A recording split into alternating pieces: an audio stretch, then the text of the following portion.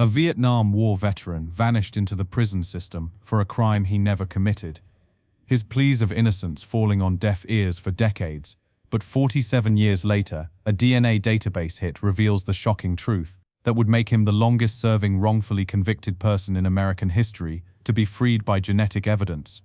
The afternoon sun filtered through the trees of Greenburgh, New York on May 22, 1975, casting long shadows across the wooded pathways that teenagers often used as shortcuts home from school. This quiet suburban community, nestled in Westchester County just 25 miles northeast of Manhattan, was the kind of place where parents felt safe letting their children walk home alone. Two teenage girls, both students at Woodlands High School, made their way through the familiar wooded area near the Metropolis Golf Club around 3:15 in the afternoon. The 17-year-old and her friend had taken this route countless times before, never imagining that this ordinary day would become a nightmare that would destroy not just their sense of security, but the life of an innocent man they had never met. Leonard Mack was 23 years old that spring, a proud veteran who had served his country with honor in the jungles of Vietnam.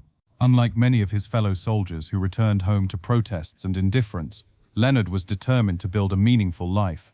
He was pursuing his General Educational Development Certificate at Rochambeau School in White Plains, working toward the education that military service had interrupted. He was a devoted father to his 2-year-old daughter and infant son, and he lived with his girlfriend in New Rochelle, in southern Westchester County. Leonard had the quiet determination of someone who had seen the worst humanity could offer and chose to believe in something better. His military service had taught him discipline and resilience, qualities that would be tested in ways he could never have imagined. On this particular afternoon, he was doing what thousands of other young fathers did every day, running errands and taking care of business, completely unaware that his life was about to be shattered by a case of mistaken identity that would span nearly 5 decades. The attack happened swiftly and brutally.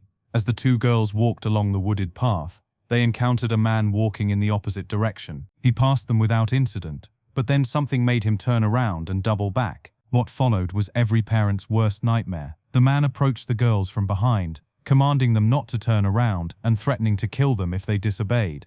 The attacker held them at gunpoint, using their own clothing to gag them and bind their wrists and ankles.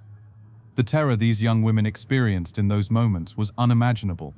The 17-year-old was sexually assaulted twice while her friend was forced to watch, helpless and terrified. The trauma of that afternoon would stay with both girls for the rest of their lives, but the tragedy was compounded by what happened next. After the assault, the perpetrator fled into the woods, leaving the girls bound and traumatized. Showing incredible courage and determination, the friend managed to break free from her restraints. She ran as fast as she could to a nearby school, where a staff member immediately called the police. Meanwhile, the assault victim made her way home, where her sister also contacted law enforcement. The initial police response seemed professional and thorough. Officers arrived quickly at both locations, taking statements from the traumatized victims and beginning their search for the perpetrator. The description they provided was of a black man in his early 20s, clean-shaven with close-cropped hair. They said he wore a black hat with a white brim, black pants, and a tan jacket. Notably, they mentioned he had a gold earring in his left ear and carried what appeared to be a .22 or .32 caliber gun. This description would prove to be both accurate and tragically misleading. While the general physical characteristics were correct, the clothing description would become a crucial point of contention. More importantly, the identification procedures that followed would violate every principle of fair and unbiased police work, setting in motion a chain of events that would destroy an innocent man's life. The Greenburgh Police Department and Westchester County Parkway Police immediately began searching the area for anyone matching the description. They set up roadblocks and increased patrols, determined to catch the perpetrator quickly. The community was on edge, parents were frightened, and law enforcement felt enormous pressure to make an arrest. What nobody realized at the time was that the real perpetrator had already escaped the immediate area. He would go on to commit similar crimes, including another rape just weeks later in Queens, New York, and eventually a burglary and sexual assault in Westchester County in 2004. His pattern of violence would continue for years while an innocent man paid the price for his crimes. The stage was set for one of the most devastating wrongful convictions in American history. A decorated veteran who had served his country with honor was about to become the victim of a criminal justice system that prioritized closing cases over finding the truth.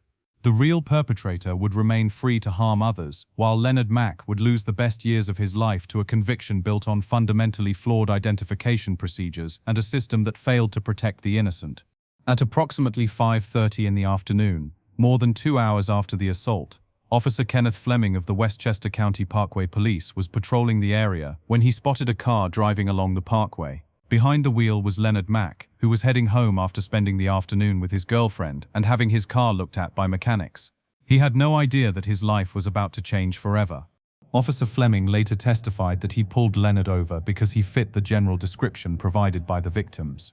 Leonard was indeed a young black man, and he was wearing a black fedora hat.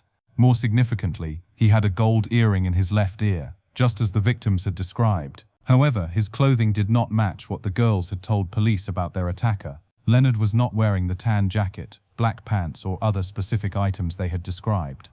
When Officer Fleming approached the vehicle, Leonard was cooperative and respectful, as his military training had taught him to be when dealing with authority figures. He calmly explained that he had been with his girlfriend that afternoon and had also spoken with mechanics about repairs to his car.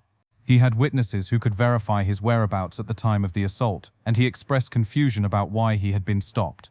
Officer Fleming was not satisfied with Leonard's explanations. He asked for permission to search the vehicle, and Leonard, believing he had nothing to hide, agreed. This decision would prove to be catastrophic. Hidden in the trunk of Leonard's car was a .22 caliber revolver, a weapon that Leonard possessed legally but had forgotten was there. The discovery of this gun, which matched the general type of weapon described by the victims, sealed Leonard's fate in Officer Fleming's mind. Leonard was immediately placed under arrest, handcuffed, and read his rights. He continued to maintain his innocence, explaining repeatedly that he had been elsewhere at the time of the assault and that he had witnesses who could confirm his alibi. These protests fell on deaf ears. In the minds of the arresting officers, they had their man. A black male with an earring, driving a car containing a gun that matched the victim's description, was more than enough to justify an arrest. What happened next would violate every principle of fair identification procedures and become a textbook example of how not to conduct a criminal investigation. The friend who had escaped the assault was brought to the location where Leonard had been stopped. She arrived to find Leonard standing in handcuffs, surrounded by Officer Fleming and 6 police cars. The scene was hardly conducive to a fair identification. Leonard was the only black man present, the only person in handcuffs, and the only individual surrounded by police officers treating him as a suspect. These circumstances made any identification inherently suggestive and unreliable. Despite these obvious problems, the officers proceeded with what they called a show-up identification. The friend looked at Leonard in this highly suggestive setting and was asked if he was the man who had attacked them. After asking the officers to reposition Leonard, she made a positive identification. This identification would later be ruled inadmissible in court due to its suggestive nature, but the damage was already done. In the minds of the investigating officers, they had confirmation that they had caught the right man. Leonard was then transported to the Greenburgh Police Department, where the identification procedures became even more problematic. The friend was shown a photo array consisting of 7 photographs of black men, supposedly to confirm her identification. However, Leonard's photograph stood out dramatically from the others. His picture showed him wearing clothing, while the other photographs showed only headshots. Even more problematically, a calendar displaying May 1975 was visible in the background of Leonard's photograph, making it obvious which picture the police wanted her to choose. Not surprisingly, she selected Leonard's photograph from this biased array. The identification was worthless from a legal standpoint, but it provided the police with additional justification for their belief that they had the right suspect. Later that evening, both victims were brought to the Parkway police station for what the officers called a lineup, but which bore no resemblance to a proper identification procedure. Leonard was placed behind a one-way mirror, and the victims were asked to look at him and make an identification. Officer Fleming would later testify that it was not feasible to put together a proper lineup of black men, because Greenburgh was basically a white community. This reasoning was legally and procedurally absurd. Police departments routinely transport suspects to locations where proper lineups can be conducted, or they use photograph arrays with similar-looking individuals. The failure to conduct a proper lineup was a choice, not a necessity, and it demonstrated either incompetence or a deliberate attempt to secure an identification regardless of its reliability. The identification procedure became even more bizarre when the friend told police that Leonard was wearing the wrong clothes. Rather than considering this as evidence that they might have the wrong suspect, The officers showed her a selection of clothing and allowed her to choose items for Leonard to wear. Once he was dressed in clothing that better matched the victim's description, she confirmed her identification. The assault victim faced even greater challenges in making an identification. She was legally blind and had told police that she could not detect gender from a distance beyond 10 feet and could not see the color of a person's clothing from beyond 5 feet. Given her visual limitations, any identification she made would be based primarily on other factors. When shown Leonard's photograph, she said she thought she recognized his shirt but was not sure. This uncertainty should have been a red flag for investigators, but they pressed forward with the identification procedure. At the police station, the assault victim looked through the one-way mirror at Leonard but could not make a positive identification based on sight alone. She asked if she could hear his voice, explaining that she might be able to recognize the voice of her attacker.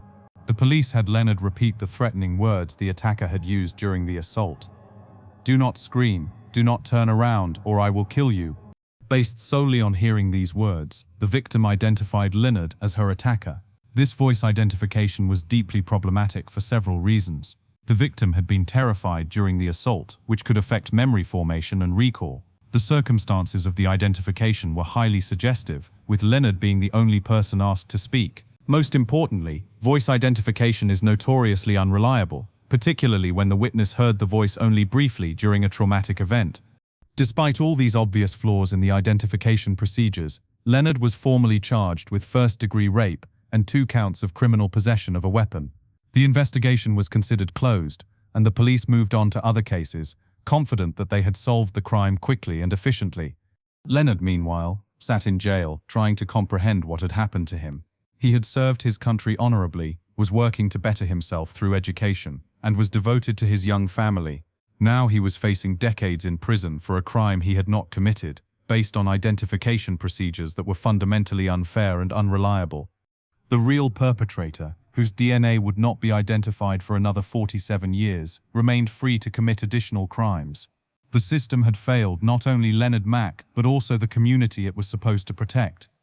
In March of 1976, Leonard Mack faced the most important battle of his life in the Westchester County Supreme Court. The courtroom was packed with spectators, family members, and members of the press who had followed the case. For Leonard, it represented his one chance to prove his innocence and reclaim his life. For the prosecution, it was an opportunity to secure a conviction in a high-profile case that had shaken the community.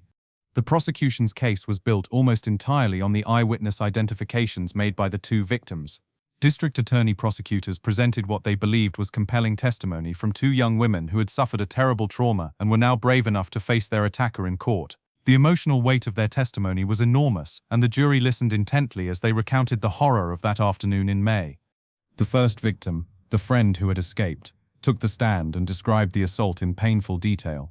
She testified about the fear she had experienced, the helplessness of being bound and gagged, and the terror of watching her friend being sexually assaulted. When asked to identify the perpetrator, she pointed directly at Leonard and stated with apparent certainty that he was the man who had attacked them. The prosecution did not inform the jury about the problematic circumstances surrounding this identification. They did not mention that she had first identified Leonard while he stood in handcuffs surrounded by 6 police cars. They did not discuss the biased photo array where Leonard's picture was obviously different from the others. They did not explain how police had allowed her to choose clothing for Leonard to wear during the identification procedure. All of these crucial details were kept from the jury, who heard only that the victim had positively identified the defendant. The second victim, the young woman who had been sexually assaulted, also testified. Her testimony was even more emotionally powerful, as she described the physical and psychological trauma she had endured. Despite her legal blindness and the significant visual limitations she had disclosed to police, she also identified Leonard as her attacker. The prosecution focused on her voice identification, arguing that she had heard her attacker speak and recognized Leonard's voice when he repeated the threatening words. Again, the jury was not told about the highly suggestive nature of this identification procedure. They did not learn that she had been unable to make a visual identification and had identified Leonard only after hearing him speak specific words while knowing he was the suspect. The inherent unreliability of voice identification, particularly under traumatic circumstances, was not explained to the jury. The prosecution also presented evidence about the gun found in Leonard's car. They argued that this weapon matched the type described by the victims and proved that Leonard was armed and dangerous. The fact that Leonard legally possessed this firearm and that many people owned similar weapons was downplayed. The prosecution created a narrative suggesting that the presence of the gun was powerful evidence of guilt, even though it proved nothing about Leonard's involvement in the assault. Perhaps most significantly, the prosecution had forensic evidence that should have excluded Leonard as a suspect, but they chose not to present it properly to the jury. State investigators had tested the rape victim's underwear and a vaginal swab, finding biological material that tested positive for acid phosphatase, a marker for the presence of semen.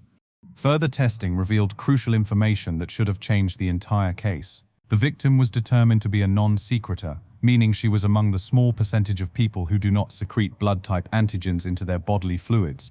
This meant she could not be the source of the antigens detected in the biological material recovered from her underwear. Additional testing by Dr. Alexander Weiner from the Office of Chief Medical Examiner in New York City determined that Leonard's blood type was excluded from the biological material. This evidence should have been the end of the case against Leonard. Scientific testing had definitively excluded him as the source of the biological evidence recovered from the victim. However, the prosecution chose not to submit this exculpatory report into evidence. When Leonard's defense attorney attempted to present expert testimony about these results, the prosecution objected, claiming a lack of foundation for the testimony. The prosecution's objection was sustained, and the jury never heard this crucial evidence that would have proven Leonard's innocence. This suppression of exculpatory evidence was a clear violation of Leonard's constitutional rights and a betrayal of the prosecution's duty to seek justice rather than simply secure convictions. In a move that can only be described as prosecutorial misconduct, the state then presented misleading testimony designed to confuse the jury about the scientific evidence. A forensic scientist from Westchester County testified incorrectly that a person could be a secretor for some bodily fluids but not others. This testimony was scientifically false but gave the jury the impression that the victim could have been the source of the biological evidence, even though testing had already proven this was impossible. Leonard's defense team faced enormous challenges in presenting their case. They had to overcome the emotional testimony of two sympathetic victims while dealing with a prosecution that was withholding exculpatory evidence and presenting misleading scientific testimony. Despite these obstacles, they mounted a vigorous defense centered on Leonard's alibi. Leonard's girlfriend took the stand and testified that he had been with her during the afternoon of the assault. She provided specific details about their activities and the time they had spent together, explaining that Leonard could not have been in the wooded area of Greenberg at the time the attack occurred. Two mechanics who had examined Leonard's car on the afternoon of the assault also testified on his behalf. They confirmed that Leonard had been at their garage during the relevant time period, discussing repairs to his vehicle. Their testimony corroborated Leonard's account of his whereabouts and provided additional evidence that he was not the perpetrator. Leonard himself took the stand in his own defense, a decision that required tremendous courage given the circumstances. He testified clearly and convincingly about his activities on the day of the assault, explaining in detail where he had been and who he had been with. He denied any involvement in the crime and maintained his innocence throughout his testimony. Leonard's testimony was compelling, but he faced the impossible task of proving a negative while dealing with the emotional weight of the victim's accusations. The jury had to choose between believing two traumatized young women who claimed to identify their attacker and a defendant who maintained his innocence but had been found with a gun and loosely matched the perpetrator's description. The defense also highlighted the numerous problems with the identification procedures, pointing out the suggestive nature of the show-up identification and the biased photo array. They argued that these flawed procedures had led to a case of mistaken identity and that the real perpetrator remained free while an innocent man faced imprisonment. However, the defense was handicapped by not having access to the exculpatory forensic evidence that the prosecution had suppressed. They could not present the scientific proof of Leonard's innocence because the prosecution had successfully prevented this evidence from being admitted. The trial lasted several days, with both sides presenting their cases passionately. The prosecution argued that the victims had courageously identified their attacker and that Leonard's possession of a gun matching the type used in the assault proved his guilt. The defense maintained that Leonard was the victim of mistaken identity and that the real perpetrator had escaped justice. When the case went to the jury, Leonard and his family could only wait and hope that 12 citizens would see through the flawed evidence and recognize his innocence. The stakes could not have been higher. A conviction would mean decades in prison for a crime he had not committed, while an acquittal would allow him to rebuild his life and continue caring for his young family. On March 29, 1976, the jury returned their verdict. Despite the problematic identification procedures, the suppressed exculpatory evidence, and the strong alibi testimony, they found Leonard guilty on all charges, first-degree rape and 2 counts of criminal possession of a weapon. The verdict was devastating for Leonard and his family. The system had failed him completely, convicting him based on unreliable eyewitness testimony while ignoring scientific evidence that proved his innocence. The judge sentenced Leonard to 7.5 to 15 years in prison, a sentence that would rob him of the prime years of his life and devastate his young family. As Leonard was led away in handcuffs to begin his prison sentence, the real perpetrator remained free. The flawed investigation, the suppressed evidence, and the wrongful conviction had not only destroyed an innocent man's life, but had also failed to protect the community from a dangerous criminal who would go on to commit additional violent crimes. The conviction of Leonard Mack represented everything that could go wrong in the criminal justice system. Racial bias, tunnel vision, flawed identification procedures, prosecutorial misconduct, and the suppression of exculpatory evidence had combined to create one of the most unjust convictions in American legal history.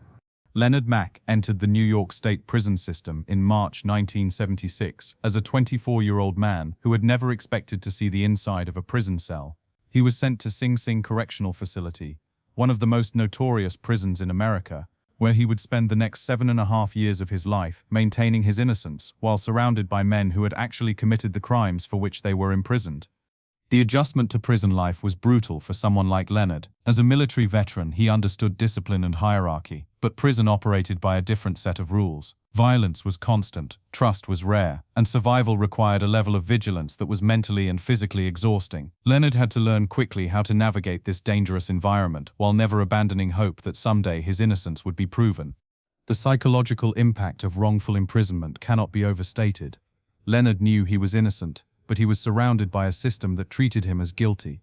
Guards, administrators, counselors, and fellow inmates all assumed he had committed rape, one of the most despised crimes in the prison hierarchy. He faced constant threats and had to defend himself against inmates who targeted convicted rapists for violence. Leonard's military training served him well during these dark years. The discipline he had learned in Vietnam helped him maintain his mental health and physical fitness despite the harsh conditions. He established routines that kept him focused and refused to let the system break his spirit.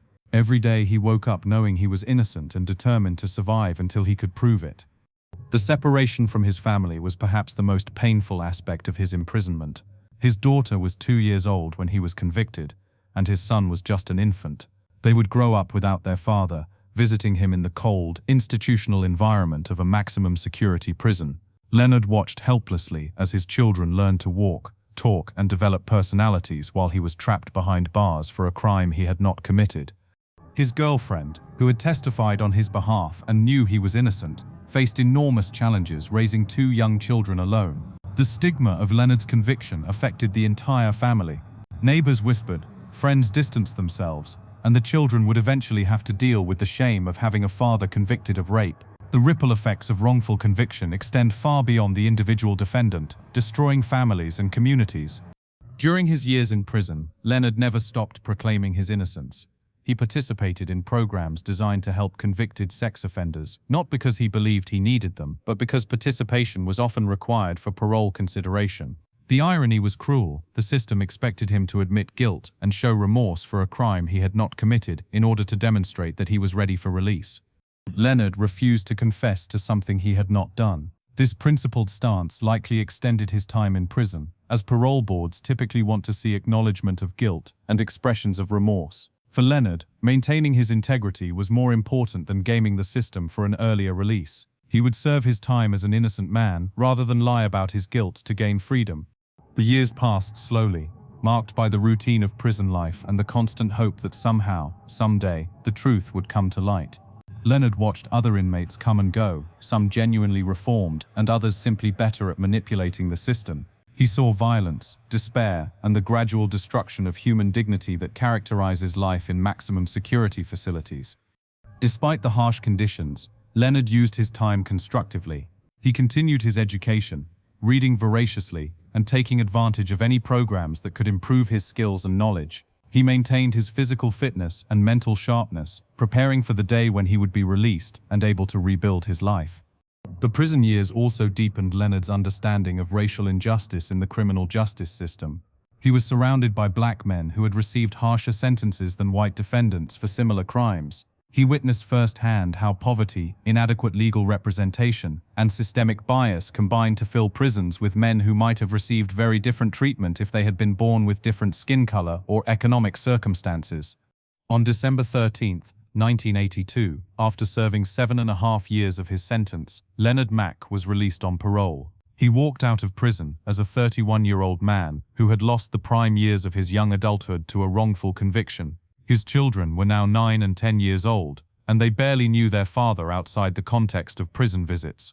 The challenges Leonard faced upon release were enormous. He was a convicted felon in the eyes of the law, which meant he faced restrictions on employment, housing, and many other aspects of life. Despite being innocent, he carried the legal and social stigma of a rape conviction that would follow him wherever he went. Finding employment was nearly impossible. Most employers conducted background checks, and Leonard's conviction for first-degree rape eliminated him from consideration for most jobs. The irony was bitter. A man who had served his country with honor in Vietnam and had never committed any crime was now considered unemployable because of a wrongful conviction. Housing was equally challenging. Landlords were reluctant to rent to someone with a violent felony conviction, and many apartment complexes had policies that automatically excluded sex offenders. Leonard found himself trapped in substandard housing in dangerous neighborhoods, not because of anything he had done, but because of a conviction that should never have occurred.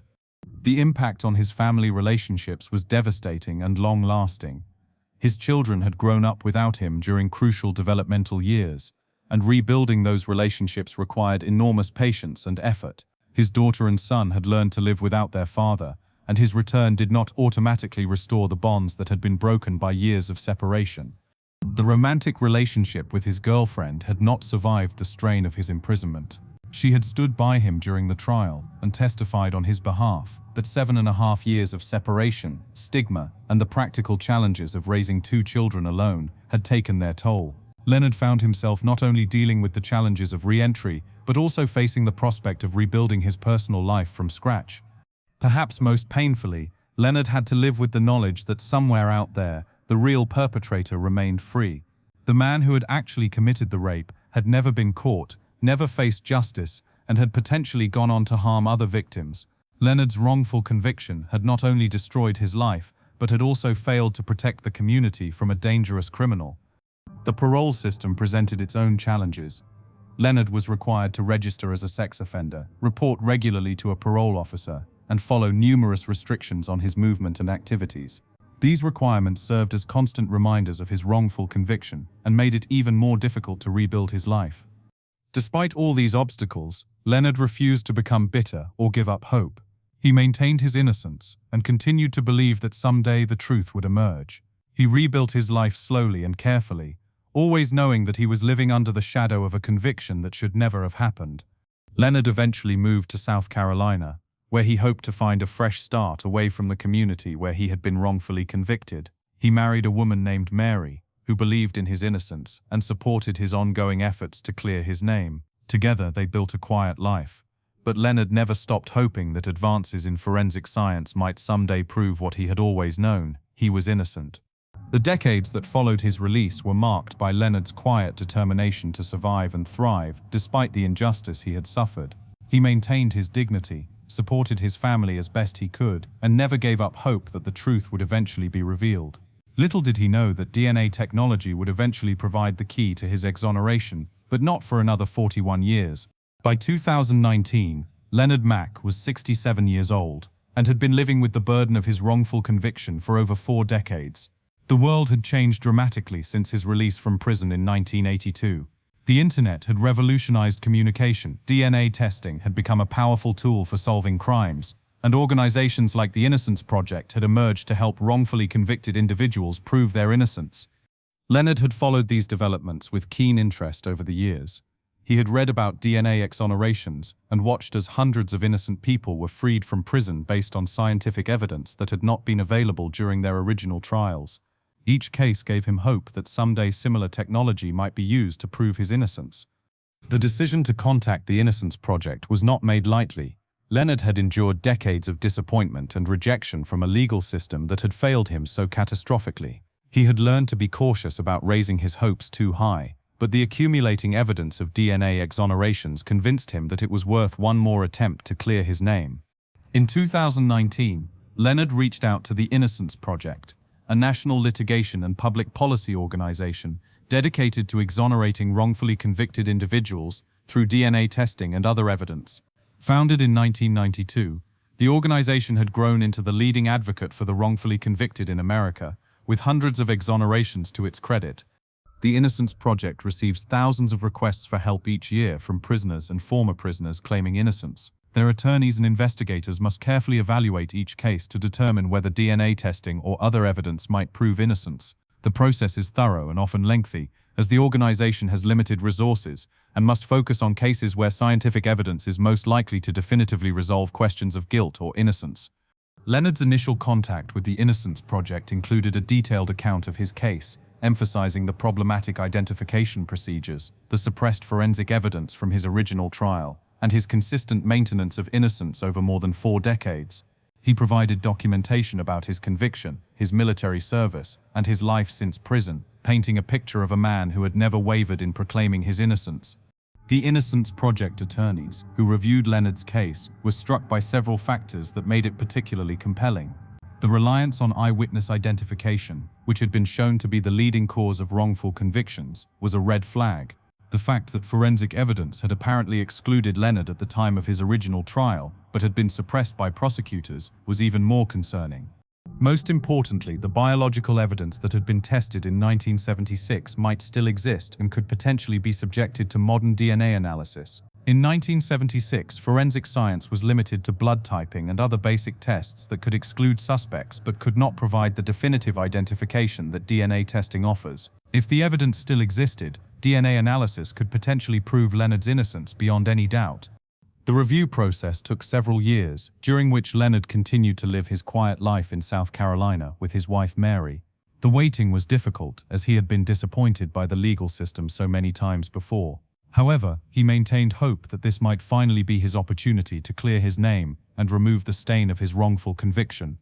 In May 2022, Leonard received the news he had been hoping for. The Innocence Project had accepted his case. After careful review, their attorneys believed there was a strong possibility that DNA testing could prove his innocence. They were prepared to invest the significant time and resources necessary to investigate his case thoroughly and pursue all available legal remedies. The acceptance of his case by the Innocence Project was a crucial turning point. But Leonard knew that the real work was just beginning. DNA testing would only be possible if the biological evidence from 1976 still existed and was in sufficient condition to yield reliable results. Many pieces of evidence from cases that old had been lost, destroyed, or degraded beyond the point of useful analysis. The Innocence Project attorneys immediately began working with Leonard's case, reaching out to law enforcement agencies and courts to locate any remaining evidence from his 1976 trial. This process was complicated by the passage of time, changes in personnel, and the fact that evidence storage procedures in the 1970s were far less standardized than they are today. 6 months after accepting Leonard's case, the Innocence Project achieved a breakthrough that would prove crucial to his eventual exoneration. The Westchester County District Attorney's Conviction Review Unit agreed to review Leonard's claim of innocence. This was significant because it meant that the same prosecutor's office that had convicted him was now willing to take a fresh look at the case and consider the possibility that a mistake had been made. Conviction review units are relatively new additions to prosecutors' offices across the country. These units are staffed by attorneys and investigators whose job is to review claims of innocence and reinvestigate cases where there may have been wrongful convictions. The establishment of these units represents a growing recognition within the prosecutorial community that wrongful convictions do occur and that prosecutors' offices have a responsibility to correct past mistakes. The Westchester County Conviction Review Unit was headed by experienced prosecutors who understood the importance of their work and were committed to pursuing the truth wherever it might lead. When they agreed to review Leonard's case, they brought the full resources of the district attorney's office to bear on reinvestigating a conviction that was nearly 50 years old. The review process was exhaustive and professional. The Conviction Review Unit examined all the original evidence, re-interviewed witnesses who were still alive, and conducted a thorough analysis of the identification procedures that had led to Leonard's conviction. Their investigation confirmed many of the problems that had plagued the original case. The unit found that the eyewitness identifications had indeed been tainted by problematic and suggestive procedures used by the police. The show-up identification, where Leonard was the only suspect surrounded by police officers, the biased photo array, and the voice identification procedure all violated basic principles of fair identification practices. Most crucially, the Conviction Review Unit was able to locate physical evidence from the original case that had been preserved in storage for nearly 5 decades. The victim's underwear, which had tested positive for biological material in 1976, was still available for DNA testing. Additional items of evidence were also located, providing multiple opportunities for DNA analysis. The discovery of this evidence was extraordinary given the passage of time. Many cases from the 1970s have no remaining physical evidence, making DNA exoneration impossible. The fact that Leonard's case included preserved biological evidence meant that modern forensic science could finally provide definitive answers about his guilt or innocence.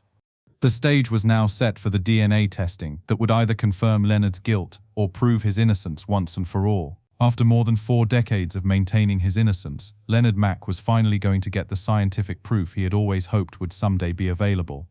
In 2023, nearly 5 decades after Leonard Mack's wrongful conviction, the Westchester County Department of Laboratories and Research began the most important forensic analysis in the case's long history. The preserved evidence from 1976 was subjected to advanced DNA testing techniques that had been unimaginable when Leonard was first convicted.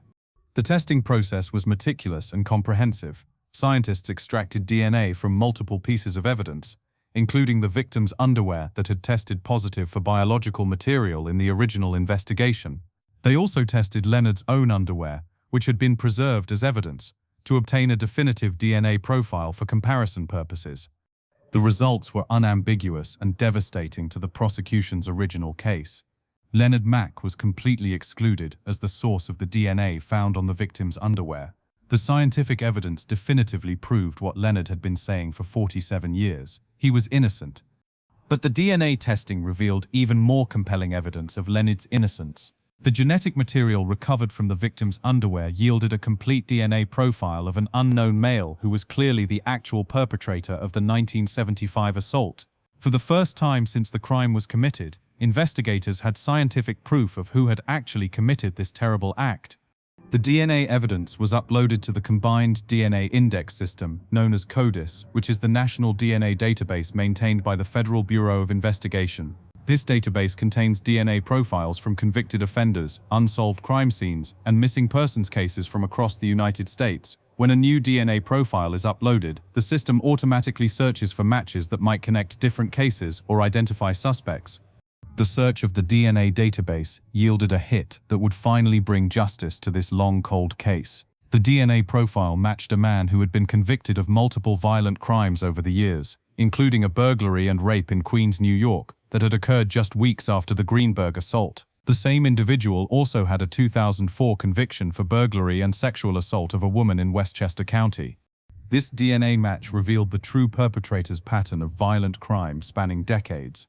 While Leonard Mack had been wrongfully imprisoned and then lived under the shadow of his conviction, the real rapist had continued committing similar crimes against other innocent victims.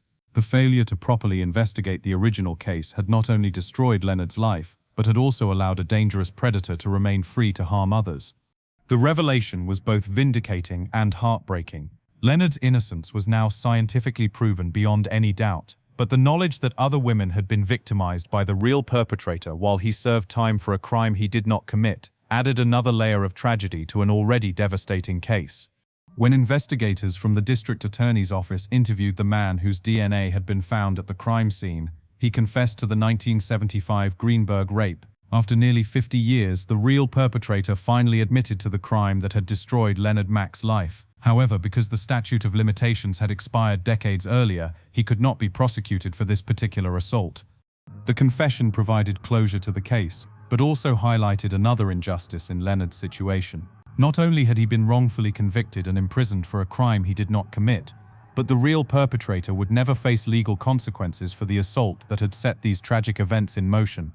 The DNA results also revealed additional evidence that further confirmed Leonard's innocence.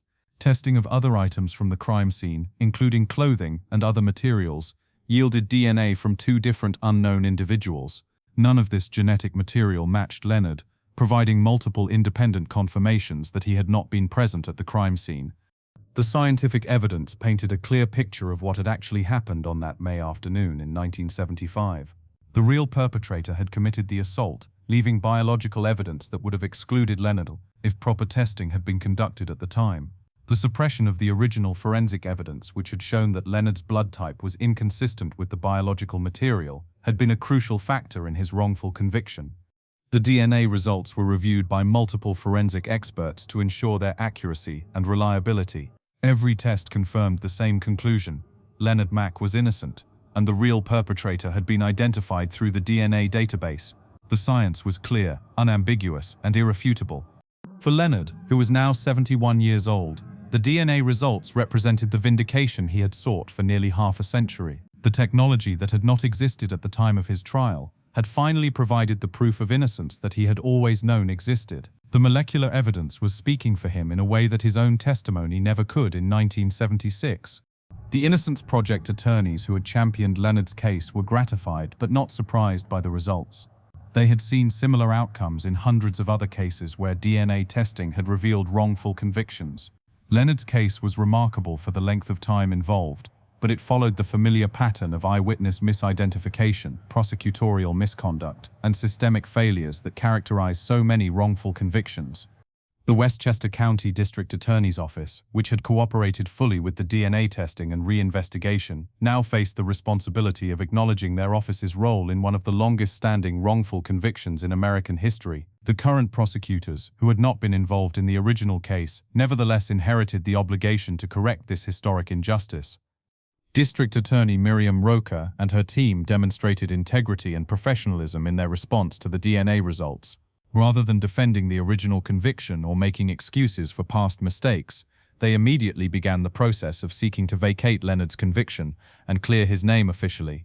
The DNA evidence had finally provided Leonard Mack with the scientific proof of innocence that he had hoped would someday be available. After 47 years of maintaining his innocence in the face of a legal system that had failed him, Leonard was about to receive the justice that had been denied to him for nearly half a century. September 5, 2023, began like any other day in Leonard Mack's quiet life in South Carolina, but it would end as the most important day of his 72 years on Earth. By a remarkable coincidence of timing, the day that would officially restore his innocence also happened to be his birthday, making his legal vindication an unexpected gift that was nearly 5 decades in the making. Leonard woke that morning, knowing that this could be the day he had dreamed about for 47 years. The Westchester County District Attorney's Office had filed a motion asking Judge Ann Minihan to vacate his 1976 conviction based on the compelling DNA evidence that had definitively proved his innocence. Today, he would travel to White Plains, New York, to the same courthouse where he had been convicted as a young man, hoping this time to receive justice instead of injustice. The drive to the Westchester County Courthouse was emotional for Leonard and his wife Mary. They had made this journey before for various legal proceedings over the years, but never with such hope and anticipation. Leonard had prepared himself for disappointment so many times before that he could hardly allow himself to believe that this day would finally bring the vindication he had sought for so long. The courthouse itself held painful memories for Leonard. It was here that he had sat as a 24-year-old man, listening to testimony that he knew was false, watching evidence that could have proven his innocence being suppressed, and ultimately hearing a jury declare him guilty of a crime he had not committed. The building represented the place where his life had been destroyed, but today it might also become the place where his innocence was officially recognized. Leonard was accompanied not only by his wife but also by attorneys from the Innocence Project who had worked tirelessly to bring this day about. Mary Catherine Smith and her colleagues had invested years of their professional lives in Leonard's case, and they shared in the emotion of finally reaching this moment. Their presence provided Leonard with the support and advocacy that had been missing during his original trial. District Attorney Miriam Roker was also present, along with members of her conviction review unit who had conducted the thorough reinvestigation of Leonard's case. Their presence demonstrated the prosecutorial community's commitment to correcting past mistakes and ensuring that justice is served, even when it means acknowledging errors made by their predecessors. Judge Ann Minihan presided over the proceedings with the dignity and gravity that such a moment deserved. She understood the historic nature of what was happening in her courtroom and the profound impact it would have on Leonard's life. The legal proceeding was relatively brief, but its significance could not be overstated. District Attorney Rocha formally presented the motion to vacate Leonard's conviction, outlining the DNA evidence that had definitively proved his innocence, and acknowledging the failures of the original investigation and prosecution. She offered a sincere apology to Leonard for the incalculable damage and collateral consequences that the criminal justice system's failures had wrought upon his life. The prosecutor's apology was significant because it represented an official acknowledgement that the system had failed catastrophically. Rocha spoke about the grave injustice that Leonard had suffered and recognized that his wrongful conviction had not only harmed him, but had also made the community less safe by allowing the real perpetrator to remain free to commit additional crimes. When Judge Minahan granted the motion and officially vacated Leonard's conviction, the courtroom erupted in emotion. Leonard, who had maintained his composure and dignity through decades of injustice, was overcome with feelings that he had held in check for nearly half a century. His wife Mary embraced him, sharing in the joy of a moment they had both hoped for, but could hardly dare to expect. Judge Minahan's words were particularly moving, as she addressed Leonard directly. She told him that vacating his conviction was the honor of her career, and expressed her regret that he had waited much too long for this day. She acknowledged the high stakes involved in criminal justice and the importance of getting it right, implicitly recognizing how badly the system had failed in Leonard's case. In a gesture that went beyond the formal requirements of the legal proceeding, Judge Minahan came down from the bench to shake Leonard's hand and give him a hug. This human moment between judge and exoneree demonstrated the profound emotional impact of correcting such a grave injustice. It was a recognition that Leonard was not just a case number or legal proceeding, but a human being who had suffered tremendously due to the system's failures. The exoneration was covered extensively by local and national media, bringing attention to Leonard's case and the broader issue of wrongful convictions. Reporters and photographers captured the moment when Leonard walked out of the courthouse as a legally innocent man for the first time in 47 years. The images of his joy and relief would become iconic representations of the power of DNA evidence to correct injustices. Leonard's own words that day captured the magnitude of what had transpired. He spoke about walking around society for 48 years being labeled a rapist when he knew he had not committed the crime. He thanked God that the truth had finally come out, and expressed his feeling that he was truly free for the first time since his conviction, not just since his release from prison. The timing of the exoneration on Leonard's 72nd birthday seemed almost providential. After decades of birthdays shadowed by his wrongful conviction, he could finally celebrate not just another year of life, but the restoration of his good name and legal innocence. It was a birthday gift that no amount of money could have purchased, but that the power of science and the dedication of justice advocates had finally made possible. The Innocence Project attorneys who had worked on Leonard's case shared in the celebration while also reflecting on the broader implications of his exoneration. Leonard's case was now officially recognized as the longest-standing wrongful conviction in United States history to be overturned by DNA evidence, making it a landmark in the ongoing effort to reform the criminal justice system and prevent future injustices. The exoneration also brought attention to the role of the Westchester County District Attorney's Conviction Review Unit in correcting this historic injustice. Their willingness to reinvestigate the case and acknowledge past mistakes demonstrated how prosecutorial integrity and commitment to justice can help repair some of the damage caused by wrongful convictions. As Leonard left the courthouse that day, he carried with him not just the legal documentation of his innocence, but also the knowledge that his long fight for justice had finally been vindicated. The young man who had been wrongfully convicted 47 years earlier had lived to see science prove what he had always known: he was innocent. The exoneration marked the end of one chapter in Leonard's life, but also the beginning of another. He would now have the opportunity to live his remaining years free from the legal and social stigma of his wrongful conviction. More importantly, he had become a symbol of hope for other wrongfully convicted individuals and their families, proving that even after decades of injustice, the truth can eventually prevail. Leonard Mack's exoneration on September 5, 2023 marked not just the end of his personal nightmare, but also a powerful reminder of both the fallibility of human judgment and the redemptive power of scientific truth. At 72 years old, Leonard had finally received the justice that had been denied to him for 47 years, becoming a living testament to the importance of never giving up hope, even in the face of seemingly insurmountable injustice. The lessons from Leonard's case extend far beyond the individual tragedy of his wrongful conviction. His experience illuminates systemic problems within the criminal justice system that continue to threaten innocent people today. The eyewitness misidentification that led to his conviction remains the leading cause of wrongful convictions, responsible for more than 70% of cases later overturned by DNA evidence. Leonard's case also demonstrates the crucial importance of proper forensic evidence handling and presentation. The fact that scientific evidence excluding him as the perpetrator was available in 1976 but was suppressed by prosecutors represents one of the most egregious examples of prosecutorial misconduct in American legal history. This suppression not only destroyed Leonard's life but also allowed the real perpetrator to remain free to commit additional violent crimes. The racial dimension of Leonard's wrongful conviction cannot be ignored. As a young black man in 1970s America, he faced systemic biases that made him more vulnerable to wrongful conviction. Studies have consistently shown that black Americans are significantly more likely to be wrongfully convicted than white Americans, particularly for violent crimes. Leonard's case exemplifies how racial bias can infect every aspect of the criminal justice process, from initial police investigations to prosecutorial decisions to jury verdicts.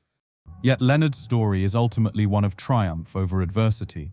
His unwavering maintenance of innocence, his dignity in the face of injustice, and his refusal to become bitter despite decades of wrongful stigmatization demonstrate remarkable strength of character. His military service had taught him resilience and discipline, qualities that served him well during the darkest periods of his ordeal.